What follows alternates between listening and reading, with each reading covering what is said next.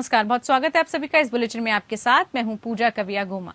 झारखंड विधानसभा के बजट सत्र का आज 15वां दिन है। रामनवमी की तारीख जैसे जैसे नजदीक आ रही है, झारखंड की राजनीति में भी श्रीराम के नाम पर राजनीति बढ़ती जा रही है। झारखंड में भी अब श्रीराम के नाम पर राजनीति शुरू हो गई है। सत्ता पक्ष जय सीताराम और विपक्ष जय श्री राम के नारेबाजी कर रहे हैं। रामनवमी में डीजे प्रतिबंध का मामला भी अब तूल पकड़ता हुआ नजर आ रहा है। विपक्ष सरकार पर तुष्टीकरण के आरोप लगा रही है, तो सत्ता पक्ष इसका बचाव करते हुए विपक्ष पर श्रीराम के नाम की राजनीति करने का आरोप लगा रहा है।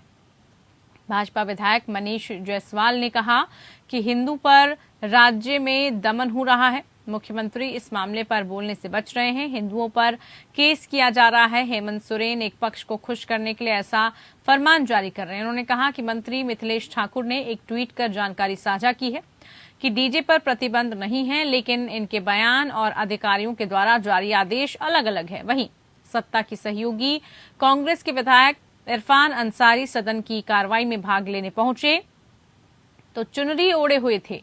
इस दौरान उन्होंने सदन में जाने से पहले जय सीताराम के नारे लगाए। उन्होंने कहा कि अब जनता के मूल मुद्दों से हटकर विपक्ष डीजे पर बहस कर रही है। इरफान अंसारी ने कहा कि रामनवमी जुलूस में किसी तरह की कोई रोक सरकार की ओर से नहीं है, विपक्ष सिर्फ नौटंकी करने में लगा है। इरफान अंसारी जय सीताराम बोलेगा, जय सीताराम मैं बोलूंगा।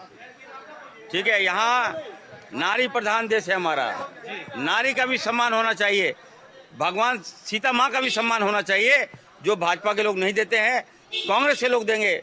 सीता को भी सम्मान देंगे और लक्ष्मण को भी देंगे और भगवान राम को भी देंगे। किसी को नकली कैसे बोल दीजिएगा? इरफान जी किसी को नकली कैसे बोल सकते हैं? आज देखिए, आज मैं जा रहा हूँ, आज मुझे बुलाया गया है रांची का सबसे बड़ा पंडाल जो है, जहाँ रामनवमी अखाड़ा का ड्रामा कंपनी, अगर आपने देखा होगा तो सबसे ड्रामा कंपनी के सबसे बड़े किरदार और इस सदन में जोकर की संख्या अगर किसी को प्राप्त है तो उनको प्राप्त है। ना कोई नीति है ना स्टैंड है। यही है, हम लोग मुद्दों पर बात करते हैं, इस प्रदेश के विकास पर बात करते हैं, चाहे सांस्कृतिक विकास हो, भौतिक विकास हो, इन सभी चीज़ों पर बात करते हैं।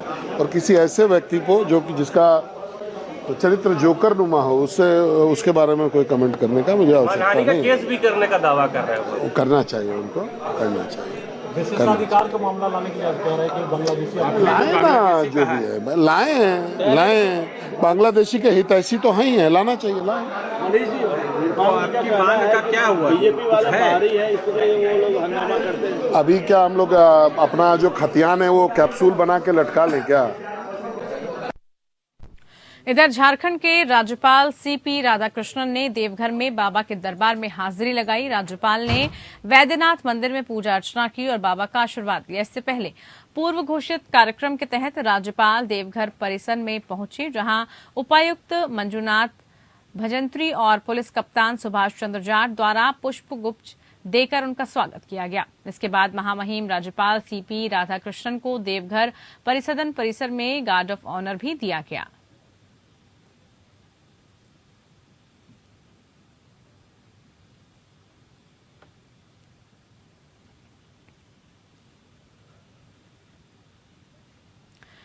तो वहीं छत्तीसगढ़ विधानसभा में लोक स्वास्थ्य और परिवार कल्याण, चिकित्सा, शिक्षा, वाणिज्यिक कर और 20 सूत्रीय कार्यक्रम क्रियान्वयन मंत्री टीएस सिंहदेव के विभागों के लिए कुल 5,122 करोड़ 8,71,000 रुपए का अनुदान मांगे सर्वसम्मति से पारित की गई।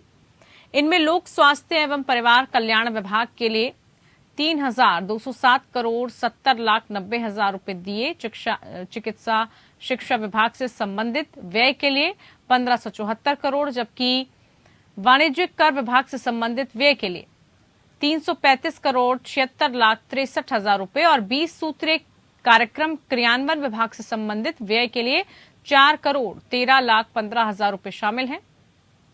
स्वास्थ्य मंत्री श्री टीएस सिंहदेव ने विभाग की अनुदान मांगों पर चर्चा का जवाब देते हुए सदन को बताया कि प्रदेश के सभी शासकीय अस्पतालों में आगामी 1 जून से कैशलेस व्यवस्था चालू हो जाएगी।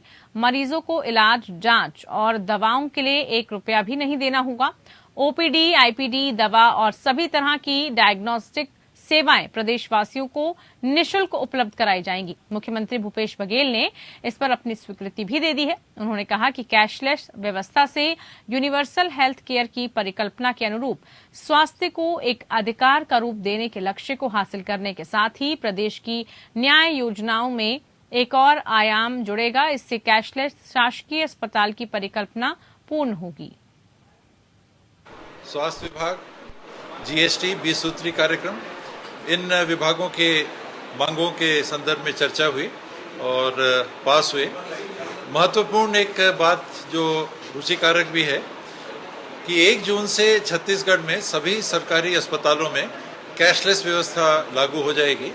किसी भी मरीज को ओपीडी, आईपीडी, डायग्नोस्टिक्स या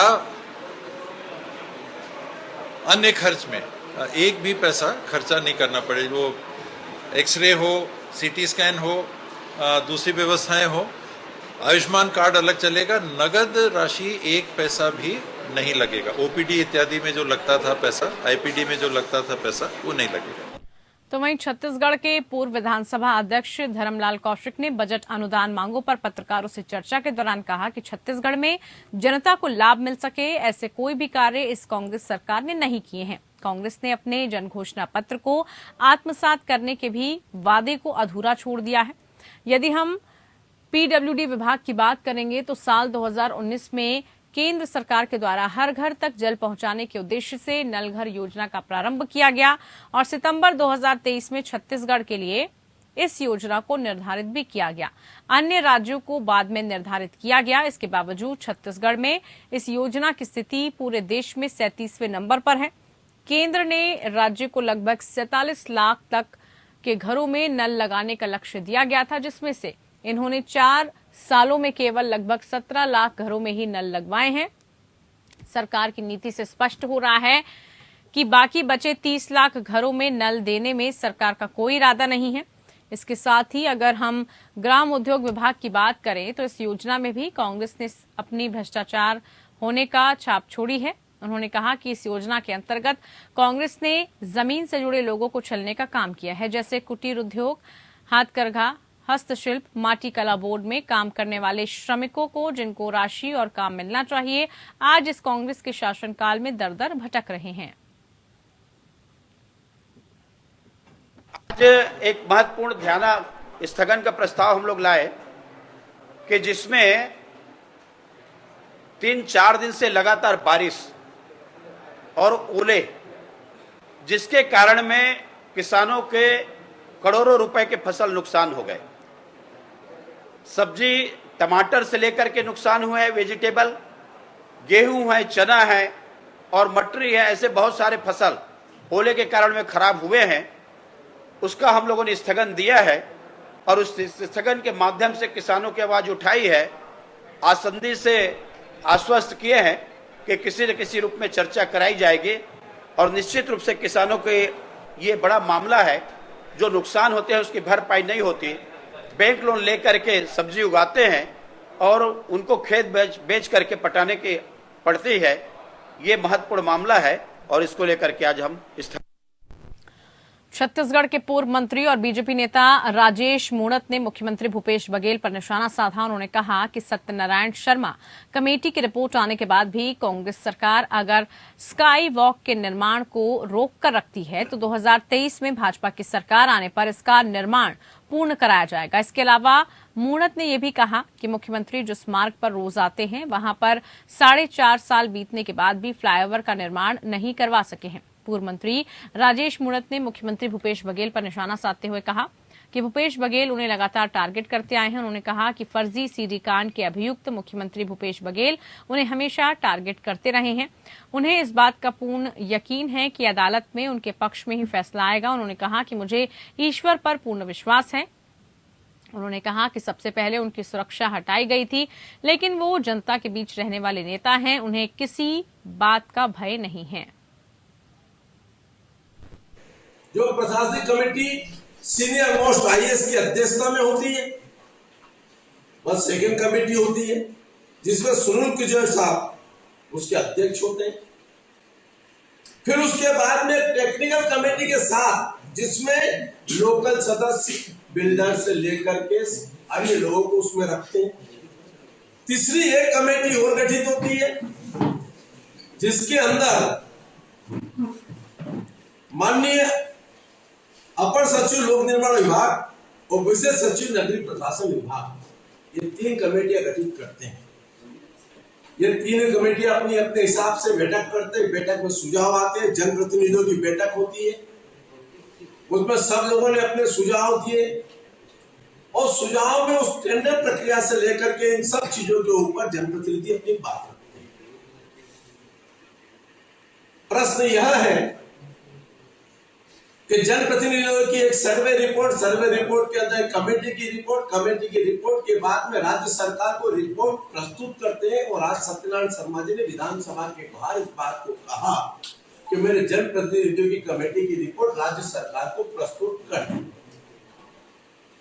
उस समय का जो सर्वे, उस समय का जो डाटा है, उस समय की जो एंट्री है, उस समय के जो ठेकेदार, उस समय के जो टेक्निकल लोग हैं, उन सब के अभिमत उसमें आते हैं। कुछ लोगों ने कहा है कि इसको अन्य उपयोग कर ले, कुछ कमेटी के लोगों ने कहा है कि इसको ऐसा कर लेना चाहिए, किसी ने कहा मोनो रेल चल जाना चाहिए, किसी ने कहा कि इसको फ्लाईओवर बना देना चाहिए। जब टेक्निकल कमेटी ने कहा है कि इसके ऊपर ये सब चीजें नहीं हो सकती है, क्योंकि जो चीजों का वेट, अगर फ्लाईओवर बनाना है तो उसके पिलर कैसे होना चाहिए, वो कितना वेट लेगा, क्या करेगा, वो टेक्निकल कमेटी ने रिपोर्ट दी। मोनो रेल चल रहा है तो मोनो रेल चलना चाहिए तो पिलर पे कैसे क्या होगा, कितना कैपिंग हो सकती है, उसकी रिपोर्टिंग उन लोगों ने दी। और वही राज्य प्रशासनिक अधिकारियों ने भी अपनी रिपोर्टिंग दी।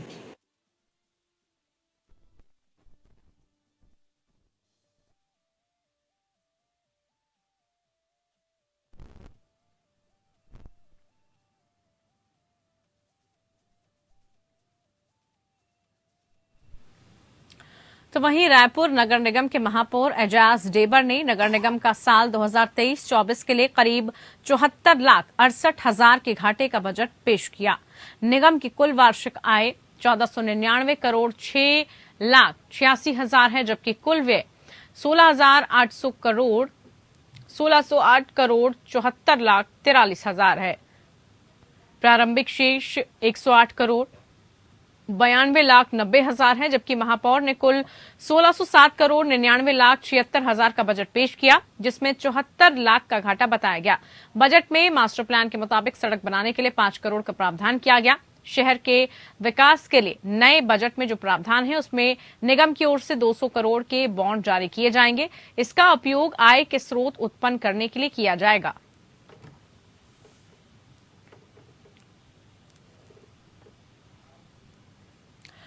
बस्तर की घटना की जांच के लिए गठित भाजपा जांच दल ने घटनास्थल पहुंचकर मामले की जांच की। पिछले दिनों बस्तर जिले के भेजरी पदर में घटित घटना को लेकर भारतीय जनता पार्टी के प्रदेश अध्यक्ष अरुण साव ने एक 6 सदस्यीय जांच समिति का गठन किया था। समिति के सदस्य ननकीराम कंवर, दिनेश कश्यप, किरण देव, बैदूराम कश्यप, राजाराम तोड़ेम, शिव नारायण पांडे के साथ भाजपा प्रदेश महामंत्री केदार कश्यप ने घटनास्थल पहुंचकर ग्राम वासियों से मुलाकात की।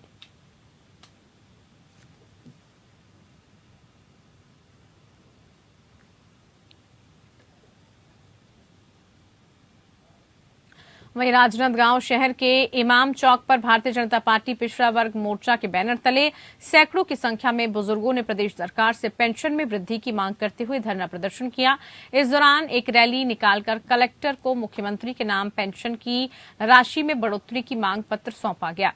इस धरना प्रदर्शन के लिए शहर के विभिन्न वार्डों में मुनादी कराई गई थी, जिसके तहत बड़ी संख्या में बुजुर्ग पेंशनधारी इस आंदोलन में शामिल हुए। इस विशाल धरना प्रदर्शन को लेकर निराश्रित पेंशन संघ के जिला अध्यक्ष शिव वर्मा ने कहा कि प्रदेश की भूपेश बघेल सरकार ने अपनी चुनावी घोषणा पत्र में 75 वर्ष से अधिक आयु के बुजुर्गों को 1,500 रुपए प्रति माह और 60 वर्ष से अधिक आयु के बुजुर्गों को 1,000 रुपए, तो वहीं विधवा पेंशन योजना के तहत 1,000 रुपए देने की बात कही थी। लेकिन लगभग 5 साल बीत जाने के बावजूद अब तक इन योजनाओं की पेंशन राशि में बढ़ोतरी नहीं हुई, जिसकी वजह से यह धरना प्रदर्शन आयोजित किया गया है।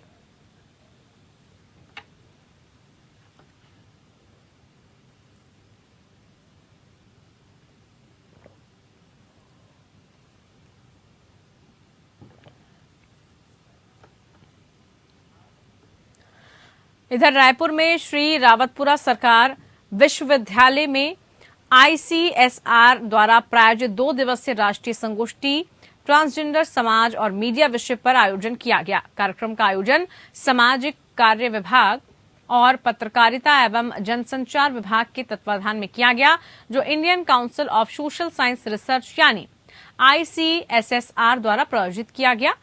इस 2 दिवसीय राष्ट्रीय संगोष्ठी के बारे में कार्यक्रम संयोजक डॉक्टर संतोष कुमार ने बताया कि ट्रांसजेंडर लोग समाज में अनेक प्रकार की समस्याओं का सामना करते हैं, जिसके प्रति समाज में लोगों को जागृत करना है। राष्ट्रीय संगोष्ठी 17 राज्यों से लगभग 150 लोगों ने अपनी प्रतिभागिता दर्ज कराई है। 2 दिवसीय राष्ट्रीय संगोष्ठी में 5 पुस्तकों का विमोचन भी किया गया, जिसमें से 2 राष्ट्रीय संगोष्ठी से संबंधित है और 3 पुस्तकें विश्वविद्यालय के समाज कार्य विभाग और पत्रकारिता एवं जनसंचार विभाग के शिक्षकों द्वारा अलग अलग विषय पर लिखी गई है। इस राष्ट्रीय संगोष्ठी में मुख्य अतिथि के तौर पर पहले दिन शंकराचार्य प्रोफेशनल यूनिवर्सिटी भिलाई के कुलपति प्रोफेसर डॉक्टर सनातन शाही और दूसरे दिन कुशाभाऊ ठाकरे पत्रकारिता एवं जनसंचार यूनिवर्सिटी के कुलपति डॉक्टर बलदेव भाई शर्मा उपस्थित रहे। संगोष्ठी के अंत में उपस्थित सभी अतिथियों को प्रतीक चिन्ह भेंट करके धन्यवाद ज्ञापित किया गया और राष्ट्रगान के साथ कार्यक्रम का समापन किया गया।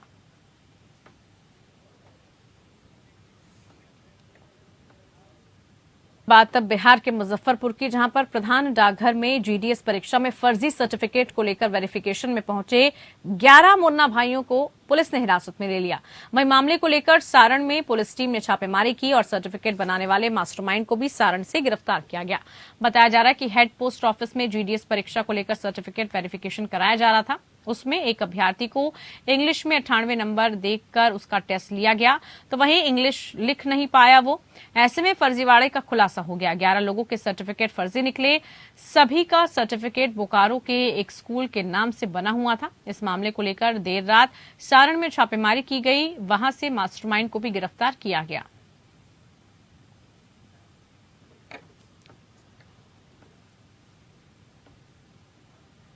खबर रोहतास जिले के कोचस प्रखंड क्षेत्र के आरा मोहनिया मार्ग से है, जहां पर दाल से लदा एक ट्रक पलट गया। हादसे को लेकर लोगों का कहना है कि सड़क निर्माण कंपनी की वजह से आए दिन ऐसे हादसे होते रहते हैं। बता दें कि अशोका बिटकॉन कंपनी पिछले 2 सालों से आरा मोहनिया मार्ग का चौड़ीकरण कर रही है, लेकिन कटियारा गांव के पास एक सड़क को सिंगल में कर दिया गया है। जिस जगह पर यह काम चल रहा है वहां पर कार्य प्रगति को लेकर किसी भी तरह की कोई सांकेतिक बोर्ड तक नहीं लगा हुआ है, जिसकी वजह से वाहन चालक चकमा खाकर आए दिन वहां पर पलट जाते हैं, गड्ढे में पलट जाते हैं। कुछ दिन पहले भी कोचस में एक ट्रक बीच सड़क पर बने डिवाइडर से जा टकराया।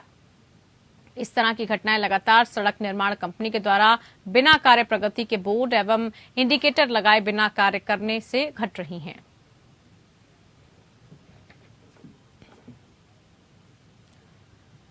उन्नीस मार्च की रात्रि में इंदौर गेट स्थित कलश होटल में हुई लूट के मामले में पुलिस बड़ी सफलता हाथ लगी है। महाकाल मंदिर दर्शन करने आए यात्रियों के साथ 19 मार्च को इंदौर गेट स्थित होटल कलश में पिस्टल की नोक पर लूट करने वाले बदमाशों को पुलिस ने गिरफ्तार कर लिया है। तीनों आरोपी खजराना इंदौर के आदतन बदमाश हैं। आरोपियों को पकड़ने के लिए पुलिस के साथ बदमाशों की मुठभेड़ हो गई, जिसमें पुलिस ने तीनों बदमाशों के पैर में गोली मार दी।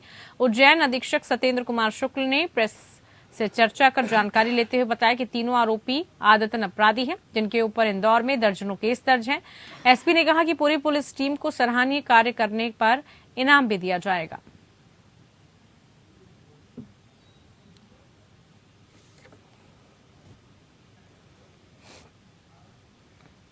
गुड़ी पड़वा चैत्र माह की शुरुआत का प्रतीक है और उसे हिंदू नववर्ष के रूप में भी मनाया जाता है। हिंदू शास्त्रों के मुताबिक 3.5 मुहूर्तों में से एक सबसे शुभ दिन होता है ये। कोरोना काल के बाद इस साल नवी मुंबई पनवेल में शोभा यात्रा का आयोजन बड़े उत्साह के साथ किया गया। शोभा यात्रा का आयोजन नववर्ष स्वागत समिति के द्वारा किया गया। साथ ही इस मौके पर विभिन्न वेशभूषा में सजे बच्चों ने लेगिम नृत्य और लाठी काठी बाजी का प्रदर्शन किया। कार्यक्रम में शामिल विधायक गणेश नाइक ने गुड़ी खड़ी पर काफी खुशी जाहिर की और कहा कि इस शोभा यात्रा में हिंदू संस्कृति में वारकरी संप्रदाय की परंपरा, ढोल ताशा, टीम की गतिशीलता, दक्षिणी परंपरा, लेजिम नृत्य और सभी हिंदू भाइयों के उत्साह का अनुभव हुआ है। हिंदू धर्माचा नववर्षाचा पहिला दिवस सनातन धर्माच्या अनुषंगानं आज या ठिकाणी ही चांगल्या विचाराची ओळख करण्याकरता ही मिरवणूक निघालेली. वेदशास्त्र पुराणामध्ये लिहिल्याप्रमाणे एकेकाली भारत देश हा अतिशय सुखी संपन्न देश होता. त्याला हिंदी भाषेत सोने की चिडिया अशा स्वरूपाचं वर्णन केलं गेलेलं. मधल्या काळामध्ये ते स्वरूप बदललं होतं. परंतु आज एकूणच भारताची सर्वार्थानं जी प्रगती होत चाललेली आहे त्या अनुषंगानं जगातला दुर्बल असलेले देश जे भयभीत आहेत, कोणाच्या पासून त्यांना भीती वाटते, त्या लोकांना निर्भयता देण्याचं काम भारत देश करणार आहे. चलिए इसी के साथ फिलहाल के लिए खबरों में इतना ही. नमस्कार.